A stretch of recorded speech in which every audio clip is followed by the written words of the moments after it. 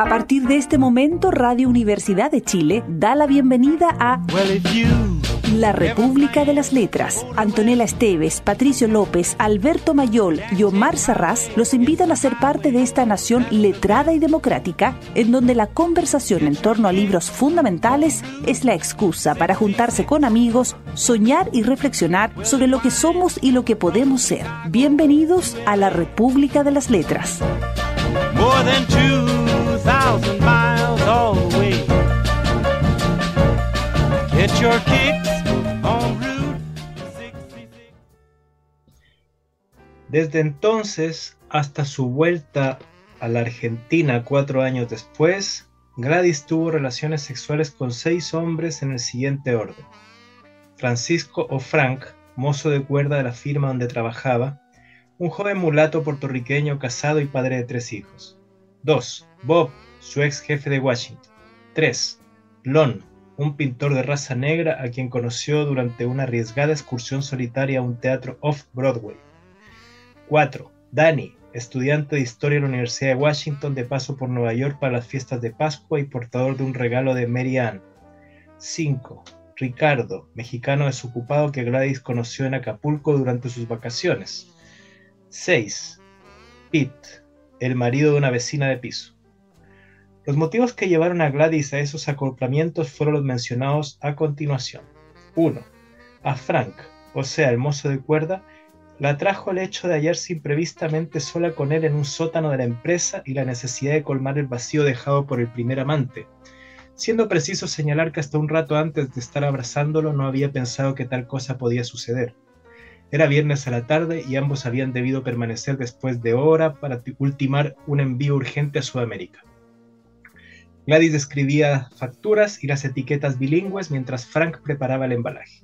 Sus conversaciones previas a esa tarde nunca habían durado más de 5 minutos, pero a las 19:30 juntos debieron comer algo para reponer fuerzas y Frank la convidó con cerveza. Momentos más tarde, Gladys alcanzó a gozar de un orgasmo pleno por primera vez en su vida, deduciendo ya en su casa que el buen resultado se había debido a la falta de expectativa, e incluso le volvió a la memoria una máxima de sus compañeras de bachillerato: los bailes más divertidos son los improvisados. Buenas noches, estamos en la República de las Letras leyendo a Manuel Puig, o Puig, según algunos puristas, con de Buenos Aires a Fer, en esta noche de la República de las Letras. Y aquí me acompaña mi querida Antonella Esteves. ¿Cómo estás, Antonella? Muy bien, compañeros, ¿cómo están ustedes? Muy bien. Y nuestro querido Patricio López. ¿Cómo estás, Patricio? Bien, compañero, todo muy bien. Aquí estamos. Bueno.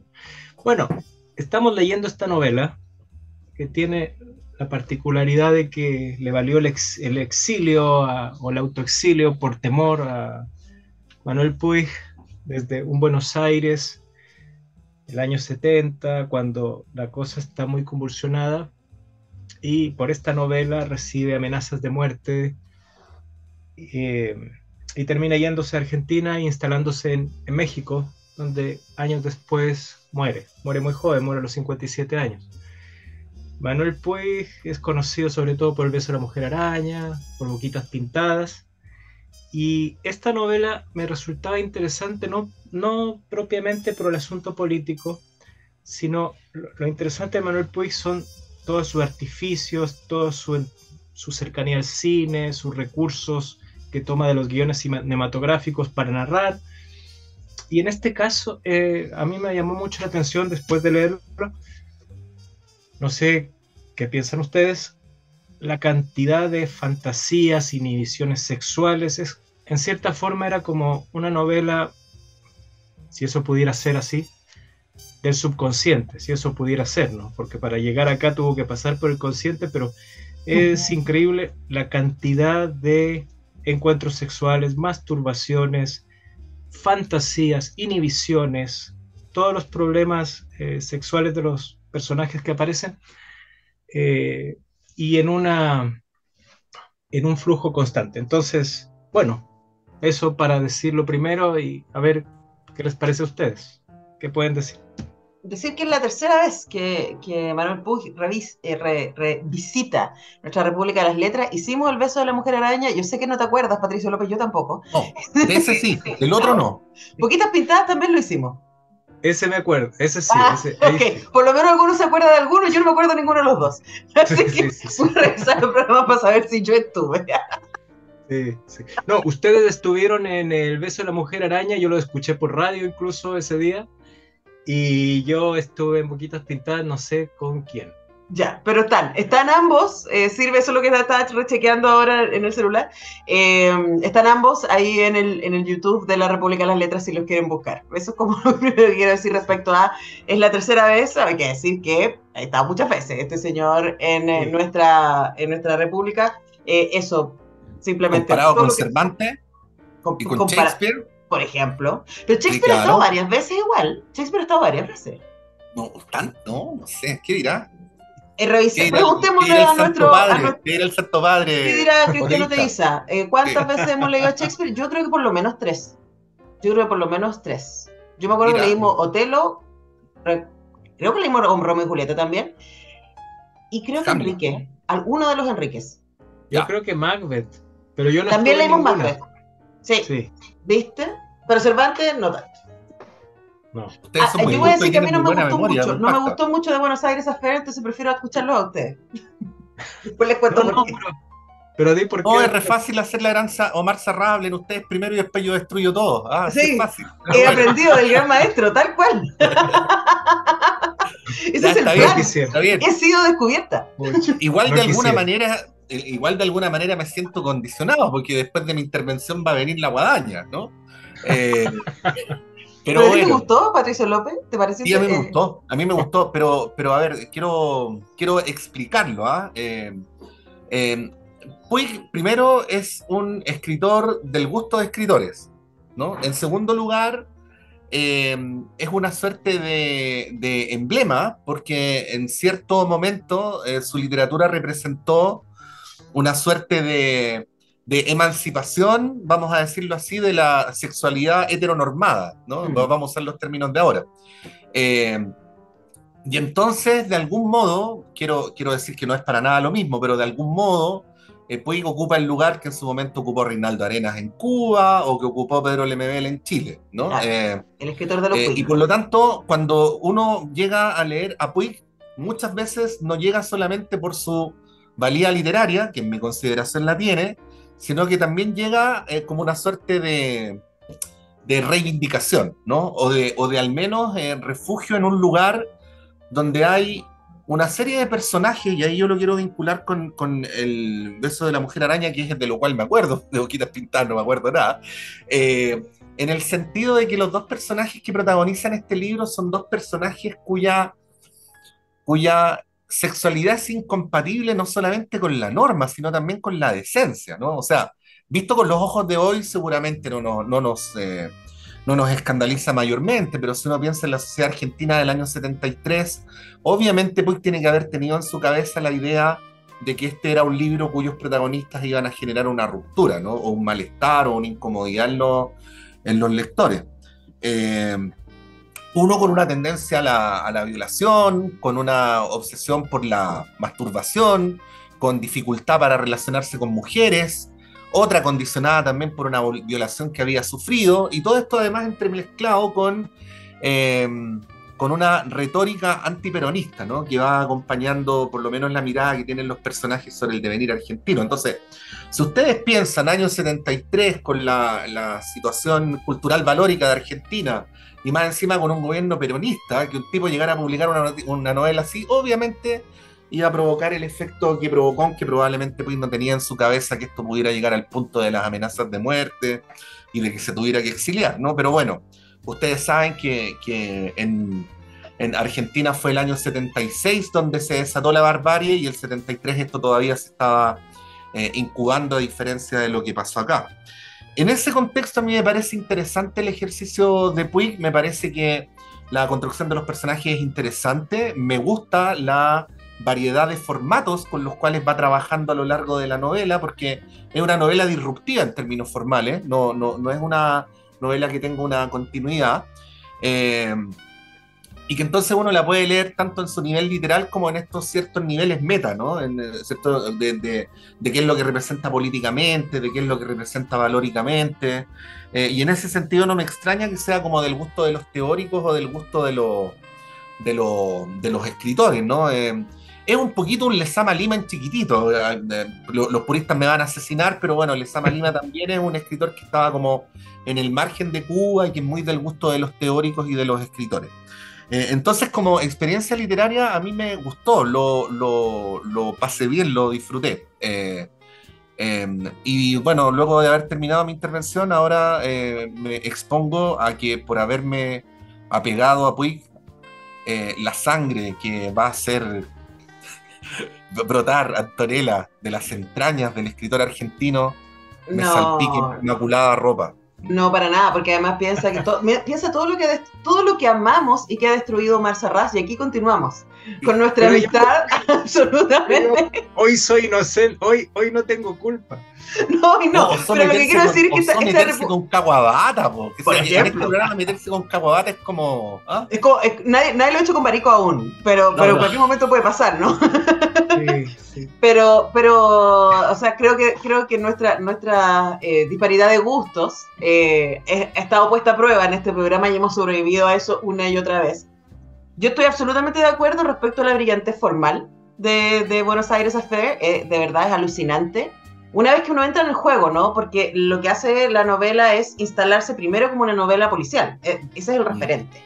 La novela policial, entonces hay una desaparición y desde ahí en adelante vamos teniendo pistas de qué fue lo que pasó. Entonces, y de quiénes son los personajes misteriosos que aparecen en el segundo capítulo.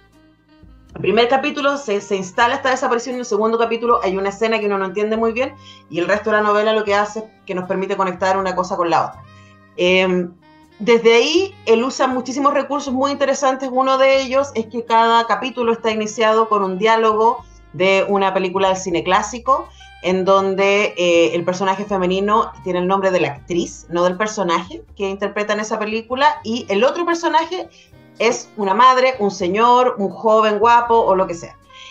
Con esta fascinación por la femme fatale especialmente del cine negro y del cine clásico. Y yo creo que ahí hay un palito que a mí me pasa, que yo siento que tiene la novela, porque Puig, como decía muy bien el Pato, ha sido como reconocido como un gran escritor de lo queer, como alguien que se atrevió a hablar de lo homosexual en un momento en que eso no se hacía, en los 60 y los 70, especialmente en Argentina. Por supuesto, El beso de la mujer araña es probablemente la obra, además porque mezcla ahí política y contingencia y revolución con homosexualidad, lo que ya es escandaloso, ¿no? En ese momento. Acá los personajes no son queer, y yo siento que quizás por ahí hay un problema de empatía. Yo creo que yo estuve mucho pensando mientras leía la novela, ¿por qué no me está gustando esto? ¿Por qué me está costando? Y yo me he dado cuenta que a mí me pasa como lectora y como espectadora también en serie y en película, que cuando yo siento que no hay cariño con los personajes, me cuesta muchísimo entrarle al relato. Y aquí yo siento que él crea personajes que él considera monstruosos. Y por lo tanto nos narra sus historias desde un lugar de distancia perversa. Entonces no los castiga necesariamente, no los juzga necesariamente, pero tampoco los quiere. Y ese para mí es un problema. Eso, y segunda cosa, que luego, hablando de la femme fatale, también se ha dicho mucho sobre esta novela, porque por supuesto yo dije, a lo mejor soy yo, ¿no? Una vez más soy yo la que tiene problemas de percepción, y esta novela es fantástica, yo no la estoy entendiendo bien. Y aparece en muchas de las críticas, incluso en la introducción, ¿no? Como una gran novela que se mete en el erotismo femenino y en el inconsciente femenino, y ahí fue como, no, ese es un problema que tengo. Y eso yo creo que tiene que ver con que, por ejemplo, esta idealización de la femme fatale es súper superficial, porque la femme fatale ha sido leída históricamente como esta, que Puig también lo hace, como esta mujer poderosa, y eso lo dice la introducción también del libro, que escribe Mario Mendoza, que pone a los hombres a sus pies, a través de su belleza y de su poder. Y las los párrafos que escoge de las películas, los diálogos que escoge muestran eso. El problema es que no hace el análisis completo. La femme fatale siempre es castigada en el cine clásico. Sí. Entonces, en el relato puede ser que ella parezca como poderosa, pero a la hora de los que hubo, literalmente, a la hora del final, la femme fatale siempre es castigada. Es castigada... Entonces, ¿no es femme fatale? O es fatal por eso mismo, porque la fatalidad se le hace cargo por rebelarse al mandato. Pero, compañera, yo entiendo, corrígeme si no es así, que el concepto femme fatale es un concepto masculino para referirse a mujeres que son fatales para los hombres. Sí, po. No para sí mismas. Es que ese es el tema. Ese es el tema que ha sido leído así, ¿cierto? Y hay muchos escritos que muestran así como la femme fatale y el cine negro como el más feminista de los cines, del cine clásico hollywoodense de los 40, 50, porque tenía esta construcción de estas mujeres súper elegantes, súper poderosas, súper sensuales, además que utilizaban su sexualidad para su propia agenda. Lo que no se analiza ahí es que eran constantemente castigadas por eso. Y no hay ninguna película, yo no recuerdo ninguna, y aquí a lo mejor algún auditora me puede corregir, no recuerdo ninguna película del cine clásico donde la femme fatale se salga con la suya. Siempre es asesinada, siempre termina muerta o tuerta, o siempre termina con algún problema, o es reconciliada con su lugar a través del amor de un hombre que la rescata y la vuelve a donde ella debe estar, que es el amor romántico y la familia. Entonces a mí me pasa que yo siento que esa fantasía que tiene Puig con la femme fatale y que trata aquí de construir en la sensualidad de su personaje femenino queda corta. Y es muy superficial. Entonces como que yo creo que ahí me dio un poco de lata con esa parte del relato. Pero bueno, podemos seguir porque ya hablé mucho y tenemos que ir a la canción. Omar Sarraz. Bueno, algo muy ligero. Simplemente de Divi Nils, I Touch Myself. Porque... Es muy apropiado. Hay harta masturbación en este libro. Sí. Vamos con eso. Sí que...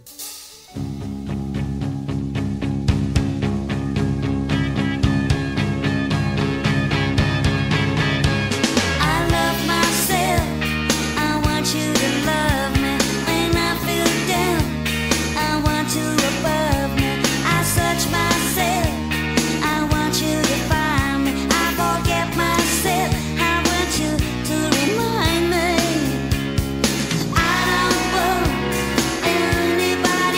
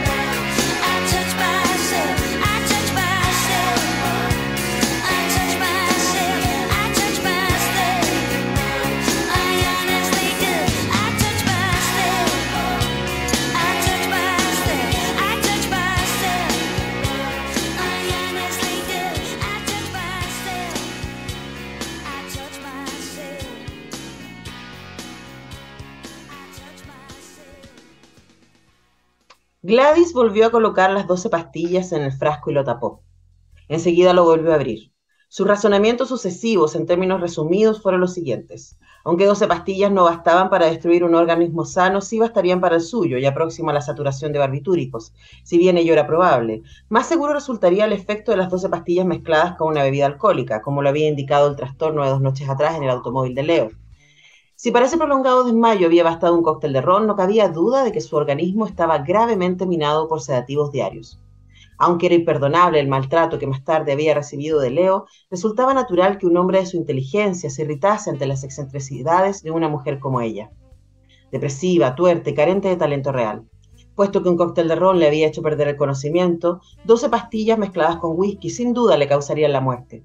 Ahora bien, si en el presente carecía de talento, en el pasado, por el contrario, había realizado al menos una obra de calidad, la premiada en el Salón de Otoño, y con gusto habría mostrado a Leo dicha obra, propiedad del museo y guardada en algún depósito estatal. Aunque a su compañero autor del Ícaro esa obra pequeña no había gustado, podía en cambio gustar a Leo. Si un artista logra realizar una pieza estéticamente válida en algún momento de su vida, es posible que logre otra más tarde. Si bien su último experimento plástico había resultado fallido, era muy posible que no resultase inferior a los productos convencionales de María Stervila. Los productos de María Stervila no merecían el nombre de experimentos. Si hubiese tenido fuerza, se había presentado ante un público para establecer la diferencia entre la obra de una y otra. Aunque el público de San Pablo era de alto nivel internacional, tal vez su obra sería mejor comprendida por público que hablase el mismo idioma, de formación afín a la suya, es decir, argentino. Su mejor público resultaría entonces el de Buenos Aires. Si su mejor público era el de Buenos Aires, esa noche debía ir a la reunión y aceptar la propuesta. Si Leo le había formulado la propuesta era porque estaba seguro de que ella le rechazaría. Si finalmente se atrevía a presentarse en la reunión, declararía que había sido descalificada por motivos personales y discutibles de uno de los miembros del jurado. Si realmente había de hacerlo, mejor sería escribir todo en un papel y leerlo ahí en la reunión, o fijar bien en la memoria todos los términos de la acusación para no correr el riesgo de quedar inhabilitada por la timidez en medio de la gente. Párrafo largo, porque no había puntos en donde pudiera cortar, y eso además da cuenta del estilo de Manuel Puig en The Buenos Aires Affair, que como decía nuestro queridísimo Omar al principio, es un libro muy psicoanalítico que se detiene muchísimo en las reflexiones y fantasías de los personajes. Sí, y yo quería decir sobre eso que, bueno, es una cosa recurrente. Por ejemplo, El beso de la mujer araña, hay un montón de notas a pie de página sobre la homosexualidad, citas a autores psicoanalíticos, y aquí también entre los recursos no está eso teórico, pero están estas cosas de poner aclaraciones a pie de página. Bueno, en esta novela más bien los personajes, la protagonista y el protagonista, son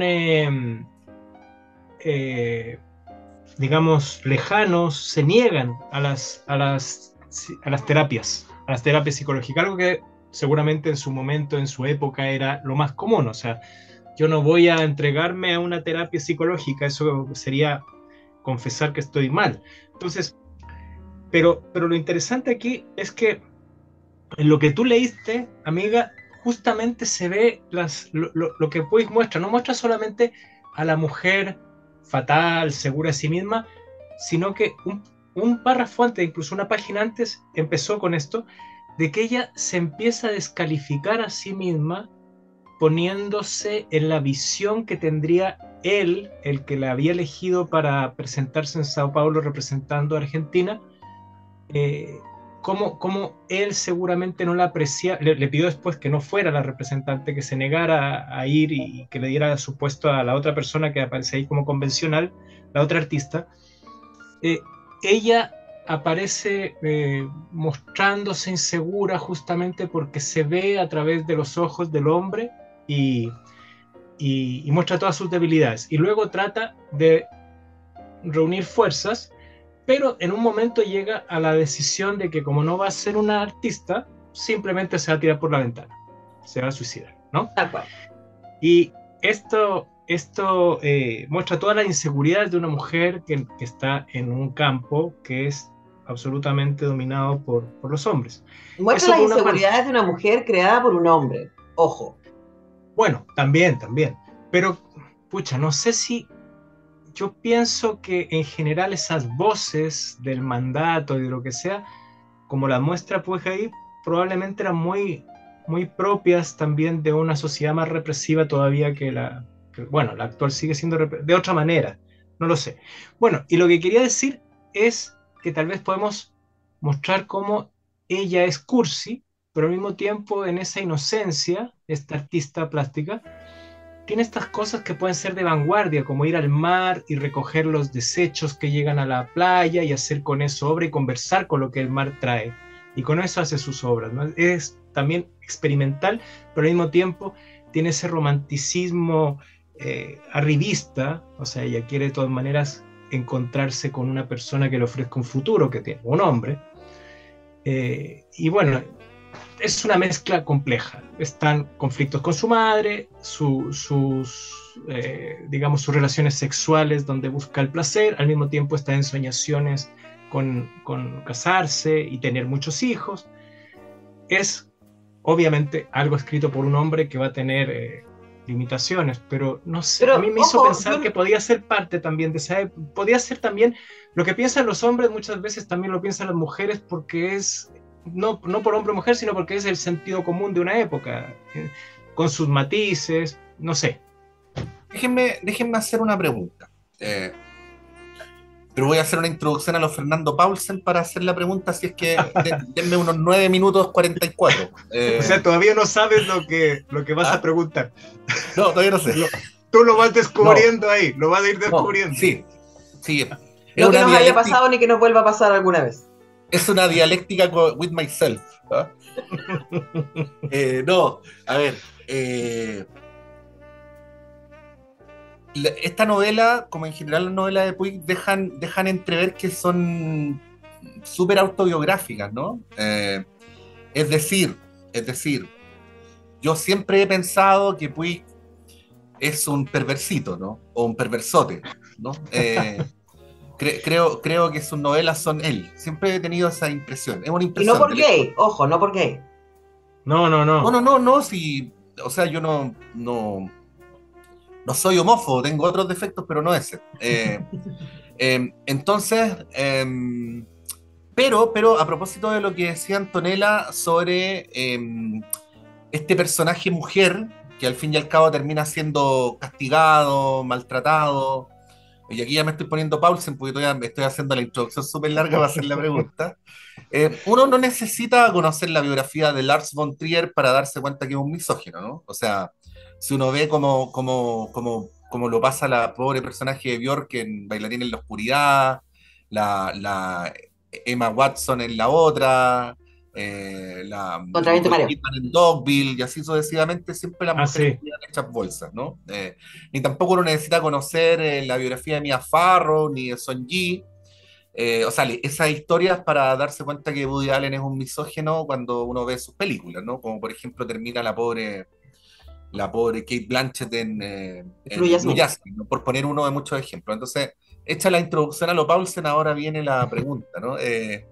Uno podría deducir o aventurar al menos de la lectura de esta novela que estamos frente a un autor misógino. No, yo creo que no, yo no diría eso. Yo diría que él está hablando con mucha confianza de cosas que no sabe bien. De mujeres, no tiene idea. Y también de hombres heteros, yo sospecharía. Cuando tú dices lo de perversito, a mí me llama la atención y que por eso decía lo que decía al principio, cuando él habla de personajes homosexuales es mucho más amoroso. Acá los dos personajes, como tú dijiste al principio, tienen taras sexuales, ¿no? En el caso del personaje masculino de Leo, es un personaje que recibió, hoy día diríamos, abusos de parte de su hermana mayor, ¿cierto? Que jugaba eróticamente con él cuando él era muy pequeño y no entendía qué diablo estaba pasando. Y él luego desarrolla una sexualidad muy violenta, es un tipo muy grande y además con un pene muy grande también, y que tempranamente en su relato nosotros nos damos cuenta que él solo se puede excitar cuando violenta. Sí. Y eso... Cuando le ofrecen resistencia. Exactamente. Y de hecho lo hace que, y esto lo sabemos al principio de la novela, él llegue a cometer un asesinato, en esa lógica, ¿no? Que literalmente se le pasa la mano y termina matando a otra persona. Lo cual, en los tiempos que corren, sería llamado un femicidio. No, porque mata a un hombre, acuérdate, en un Ah, de veras, callejón. no, no. Y en un callejón también, el personaje de Gladys, el personaje femenina, sufre un abuso, pero no alcanzan a violarla porque acuérdate que llegan los vecinos. Entonces, Sí. pero en el ataque violento es golpeada, pierde un ojo y además queda con muchas magulladuras psicológicas y físicas. Entonces, ella lo que desarrolla es una distancia con lo masculino y después una sobrevaloración de lo masculino. Le pasa de un extremo a otro, ¿cierto? Pasa de ser una solterona viviendo en Estados Unidos, enfocada en su arte, a cuando le empiezan a gustar los hombres, se olvida de su arte y un poco hace esta búsqueda constante de tratar de vincularse con alguien y fantasear con esa idea. Entonces, a mí lo que me pasó particularmente con todo, hay un capítulo muy largo que tiene su encanto en términos de construcción estética, me pareció a mí que es el capítulo en donde ella se masturba. Y ahí aparecen las notas al pie con asterisco. Entonces ella está fantaseando, está pensando en cualquier cosa, literalmente está pensando en cualquier cosa, no necesariamente en escenas eróticas, cuando el asterisco te dice y acerca su mano a su pubis. Y sigue pensando en cualquier cosa y después, bueno, y juega con su clítoris y no sé qué. Y a mí lo que me pasó es que me pareció tan ajeno, entendiendo que las mujeres tenemos múltiples maneras de vivir nuestra sexualidad. eh, no me imagino una autora o una escritora mujer escribiendo eso. Eso me pasó. En ninguna de sus variantes, Sí, ¿no? Ahora, sí. insisto, puedo equivocarme.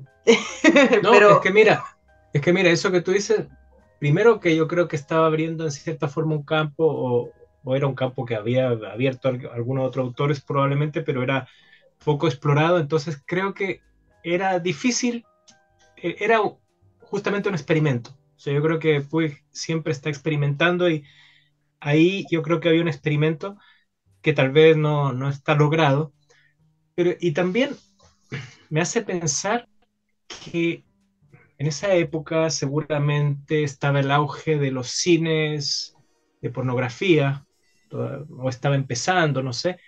Entonces yo, claro, decía, aquí no diría yo que esto es pornografía, es erotismo, pero a veces a los hombres les cuesta distinguir entre erotismo y pornografía. pero es muy poco erótico igual el relato. No, claro, es muy violento, muy, pero tiene estas cosas como que de Erótico. repente ocurren escenas imprevistas, está esto de que de repente uno se entera de que están ya teniendo el acto sexual, o sea, tiene unos juegos que son sorprendentes y que pueden ser un poco ese juego que se encuentra en la pornografía de sorprender, tratar de romper la cotidianidad habitual y lo que podría haberse presentado como una cosa gradual o imposible o solo quedar insinuado, sugerido.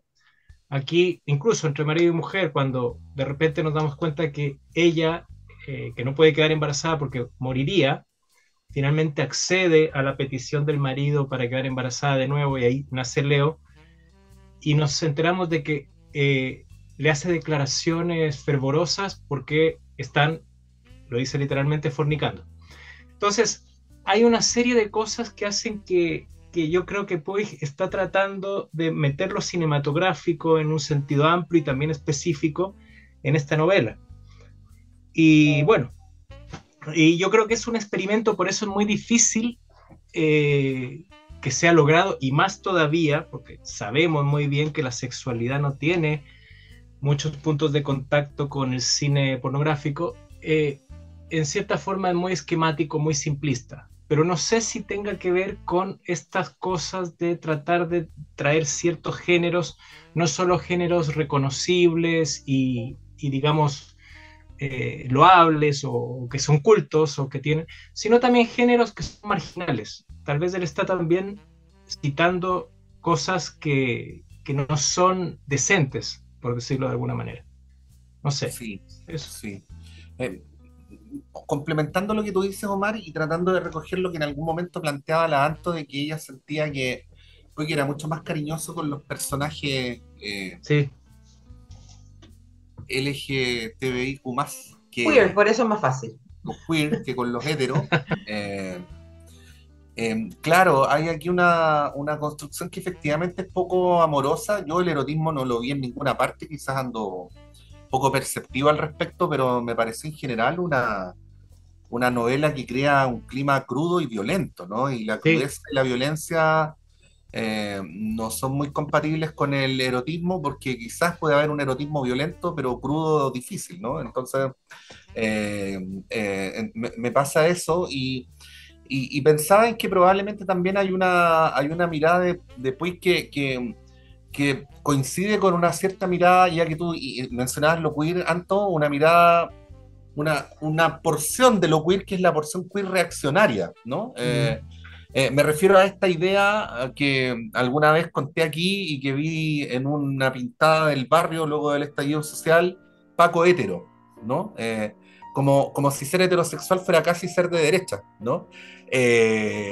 Porque lo heterosexual, desde esa mirada que es la mirada reaccionaria, representa lo tradicional, lo hegemónico, representa la sexualidad aceptada por el sistema, y entonces se va llenando de capas que probablemente en la mirada de Puig, perdón, y esto es súper hipotético, son como voladas a propósito de la lectura, ¿no? Le hacen terminar siendo poco cariñoso cuando construye personajes supuestamente heterosexuales, ¿no?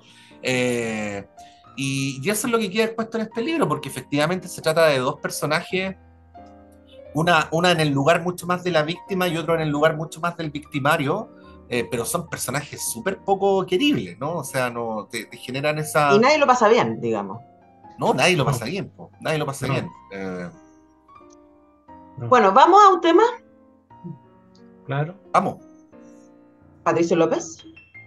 Sí, mira, afortunadamente no existen canciones de violaciones o si existen no se difunden mucho, pero sí en Argentina había un grupo que se llamaba Los Violadores, ¿no? Que tenía una canción que se llamaba Ultraviolento y que yo creo que refleja bastante bien el espíritu de esta novela, así que vamos a aquello.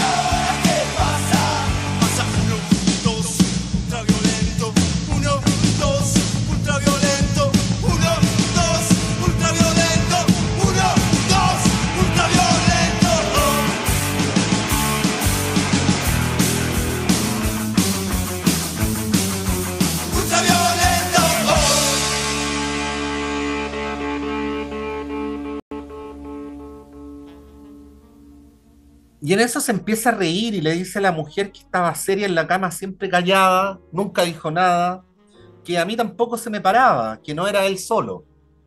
Y se reía, pero se ve que tenía ganas de armar una bronca. Y me dijo que si ella no se hubiese soltado cuando le golpeamos la puerta, hubiesen terminado lo que tenían que terminar. Pero que ahora todo se había jodido y ella tenía la culpa. Y ahí se acercó a la cama y le voló la sábana a la mujer y quedó desnuda. Ella se ve que le tenía miedo porque ni se movió. Pero parecía uno de esos gatos cuando les chumba un perro y están por saltar y no pueden. Y ahí él empezó de nuevo. ¿Ves que a este tampoco se le para? Y ahí me dijo que me sacara la ropa y aprovechara la oportunidad que ella también quería. Yo como vi que estaban todos medio locos, lo que quería era irme. La mujer era fulera de cara, pero el cuerpo era de muy linda mujer. Y no, yo no sabía cómo hacer para salir cuando él me empujó contra la cama encima de la mujer. Y ahí ya me pareció que mejor me iba cuanto antes y le dije que tenía que hacer y me levanté para irme y me volvió a empujar contra la cama. Pero yo ahí le dije que me tuviera un poco más de respeto, que yo a los inquilinos les aguanto mucho, pero que él ya se estaba pasando y no sé qué más. De ahí me dio un manotón a los huevos y casi me doblo del dolor y me dijo que lo que pasaba era que a mí no se me paraba y me acerqué como pude a la puerta y me fui, todavía medio doblado de dolor. Así nomás, con Manuel Puig. Creo que es el párrafo más tierno que he leído en estos 13 años de... Y ese era el señor, el conserje, ¿no? Del edificio que lo mandan ahí a investigar y que él dice, diablos, parece que algo aquí pasó. Yo quiero volver sobre una cosa y decir, aclarar más bien que no vaya a caer en confusión. Yo estoy muy contra la idea de que uno solo puede contar, que también existe en este momento, ¿no? De que solo la gente que ha vivido ciertas experiencias puede hablar desde esa experiencia. O sea, en el cine está pasando mucho, ¿no? Solo la gente que es indígena puede hablar de historias indígenas, solamente que queer pueden hacer historias queer, solo las mujeres pueden contar historias de mujeres, etc. Yo no creo eso. Y creo que aquí en estos 13 años de República hay muchos ejemplos de maravillosos personajes femeninos escritos por hombres y maravillosos personajes masculinos escritos por mujeres. De hecho, la semana pasada nomás, ¿cierto? Cuando, para nuestra sorpresa, Maupassant saca Bola de Deseo, que es una ternura, ella, ¿no? De hecho, es el único personaje querible de esa novela.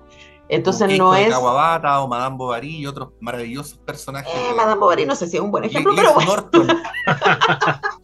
Y claro, y nuestra amiga Keiko, ¿cómo olvidar? Esa es una talla muy antigua, es solo para grandes iniciados en la República de las Letras, porque eso es nuestra primera temporada. 2010, primera temporada. Pero claro, creo que yo insisto con el tema de la empatía y el cariño, ¿no? Es como, a mí pensando además en la tremenda oferta, no sé si a ustedes a estas alturas les pasa, ¿no? Además de los libros que nosotros escogemos para leer acá, cuando uno tiene una tremenda, lo que la gente hace en Clepsidra, ¿no? Tiene toda esa tremenda oferta maravillosa que ofrece Clepsidra, y dice, chuta, ¿qué libro llevo? ¿A qué le voy a dedicar mis horas? ¿No? Y en un mundo tan hostil como esto, a mí me pasa que creo que la ternura es resistencia, y que los relatos que a mí me interesa leer en este momento de mi vida, quizás, son relatos en donde por lo menos el escritor o escritora esté mostrando la humanidad de los personajes. Y yo creo que aquí lo que hace Puig es exactamente lo contrario. Estos personajes son muy duros. Sí. Te puedo hacer una pregunta, ahora sí que no es breve, no es a lo Paulsen. Sí, oye, paréntesis, admiración por Paulsen, esto no es... No es crítica. No sé si es crítica o no es crítica, pero es un colega que admiramos mucho. Sí. A ver, a mí no me gusta Metallica porque he llegado a reconocer, a pesar de que me gustaría posar de otra cosa, que no me gusta la estridencia, ¿ya? Pero los considero extraordinarios, ¿no? ¿A ti no te gustó la novela o la encontraste mala? No, jamás la encontraría mala. No, ya, no, es que esa intención es súper importante.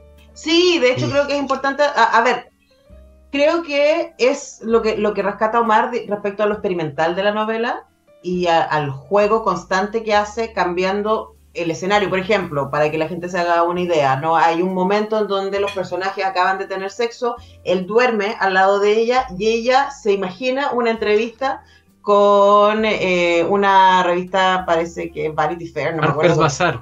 Harper's Bazaar, sí, más de los 30 realmente, más de los 70, perdón. Y claro, hay este juego, ¿no? Y entonces hace un largo capítulo en donde ella está hablando con esta periodista imaginaria, reflexionando sobre su vida, sus amores y lo que ve. Hay este otro capítulo en donde... hay dos capítulos en donde están como en un lugar de policía y reciben como una llamada que luego entenderemos que tiene que ver con el caso, y en donde el policía al mismo tiempo que está escuchando la llamada está como mirando a la rápida el periódico y aparecen ahí los titulares y luego se dedica a detenerse en cada uno de los titulares y hay varios ensayos en donde vinculan, ¿cierto?, la contingencia política argentina y del mundo a principios de los 70 con el conflicto de los personajes y no sé qué. Todo eso a mí me parece que es muy fascinante, es muy entretenido, pero lo que me pasa es que quizás en ese juego estético a mí me resultó fría. Ajá, sí. No, pero eso es lo que a mí me gustó de la novela, era lo que hemos rescatado desde el primer momento, que es cómo se narra esta cosa de lo tomado del teatro, del cine, acotaciones de escenografía, de vestuario, de actuación, así como es casi como leer un guión, los diálogos, también esos diálogos donde solo se oye a uno de los personajes y suponemos las respuestas, a veces no solo porque están en un teléfono, sino porque simplemente no se oye la respuesta del otro. Esas noticias que tú decías internacionales, donde el policía está mirando los titulares y luego el narrador dice las líneas que alcanzó a mirar sin retener debajo del titular, entonces está, qué sé yo, la guerra de los 6 días, está la guerra de Vietnam, y al mismo tiempo están las cosas de la violencia política en Argentina. Entonces todo ese contexto que da solo con el diario abierto mientras está en esa llamada.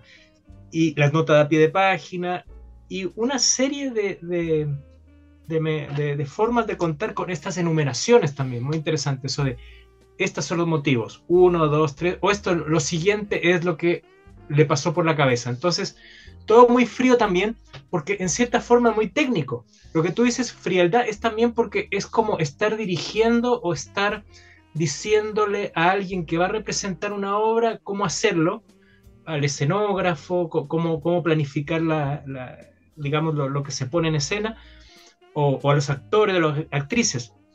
Entonces me parece que ese distanciamiento también es interesante y siempre de un capítulo a otro cambia ese tipo de narración. Entonces, bueno, eso es muy propio de él y en ese sentido te podría haber gustado, ya sé por qué no, pero justamente esa pasión por el cine que tienes tú es lo que distingue a Puig y que lo hace un maestro también, esa cantidad de cosas que toma del cine y las pone...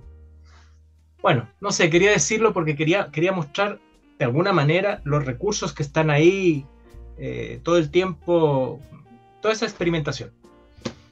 Quería defender a Puig de esta funa feminista a la que está No, siendo no, si Puig ya no le importa nada, si Puig ya se murió, no hay para qué defenderlo. Pero a lo mejor a sus fans, y siempre pueden haber fans escuchándonos y que se ponen muy sensibles. No, pero claro, lo que más quiere decir también es bueno decirlo, que hay novelas que hemos leído y que son malas porque las encontramos insolventes, ¿no? Insuficientes, no sé cómo decirlo, pero aquí no hay tal, y justo lo que ha escrito Marta cuenta de un evidente trabajo previo, ¿no? No es ese novelista que se siente a escribir esperando que las musas lo vengan a inspirar, ¿no? O sea, aquí hay preparación, hay método, hay reflexión, hay estructura. O sea, es un tipo que lo que él hace lo domina muy bien, ¿no?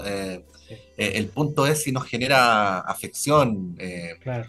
si nos genera pasión, si nos genera adhesión, no sé. Y ahí es donde probablemente se le corta el puente, se le cae el puente a la Antonella, ¿no? Claro. Bueno, y queda también al otro lado de la orilla.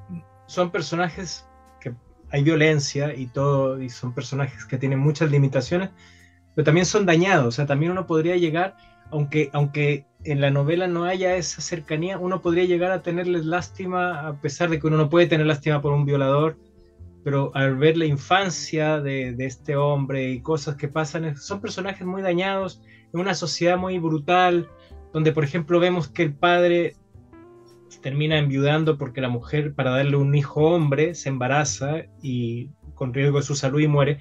Y luego este hombre, cuando enviuda, se va a vivir con su hermano a otro pueblo, y Leo, que es el personaje masculino, crece con sus dos hermanas, la mayor de 16 años haciéndose cargo de la casa, y el hombre vuelve después, cuando ella tiene 7 años recién, vuelve el padre a la casa. Entonces una sociedad donde el padre es totalmente desapegado, donde el prejuicio es brutal, donde el maltrato es constante. Entonces, quiero decir, a pesar de toda la distancia que hay, uno puede decir, chuta, son personajes que lo pasaron, que lo pasan muy mal, no sé. Bueno, sí. Ahí se los dejamos. Buenos Aires Affair lo pueden encontrar, por supuesto, en su librería favorita, la librería más poética, hermosa, bien llena de riqueza, de amor y de dulcecitos. Cuando usted va a ver... Olorosita. Bueno, por supuesto. Y hay que decir que hay como 6 libros que sacaron ahora, la editorial 6 Barral sacó como 6, toda la obra de Puig, sacó una biblioteca de autor. Y perfecto. Hay muchos otros libros de él, no solo este. Bueno, si quieren ustedes saber qué opinamos de El beso de la mujer araña y de Boquitas Pintadas, pueden ir a YouTube, porque yo no me acuerdo. Y hay que celebrar... Yo me acuerdo que El beso de la mujer araña me encantó, Boquitas Pintadas no. Y la próxima semana, Antonella... María Moreno. Loki Bambia de María Moreno. Sexo e insurgencia. Bueno, si primero fuimos con todos los franceses, ahora vamos a ir con todos los argentinos, de Argentinas. Sí, es una colección de ensayos que fue publicada por la estupenda Ediciones de la Universidad de Diego Portales, así que vamos a leer a María Moreno, Loki Bambia, Sexo e insurgencia la próxima semana. También lo pueden encontrar en Clepsidra. Clepsidra, recuerden, José Pedro Lisandre 94, Ñuñoa, a la salida del metro Chile, España, y también clepsidra.cl si ustedes quieren pedir los libros, si quieren seguirlos en Instagram, también siempre están compartiendo cosas interesantes, en Facebook también, así que ya lo saben, y además si van, abracen a nuestro Omar Sarraz. Sí, siempre la sí. Sí, la gente que va siempre es muy cariñosa y les manda a ustedes, también les manda muchos saludos. Sí, a mí también, también nos llegan hartos saludos y todo súper cariñoso, así que muy, muy agradecidos por tamaño. Y nos vamos escuchando a Blondie con esta canción que me parece que es apropiada también para la novela y que se llama One Way or Another. Sería todo. Bacán. Que estén muy bien. Chau.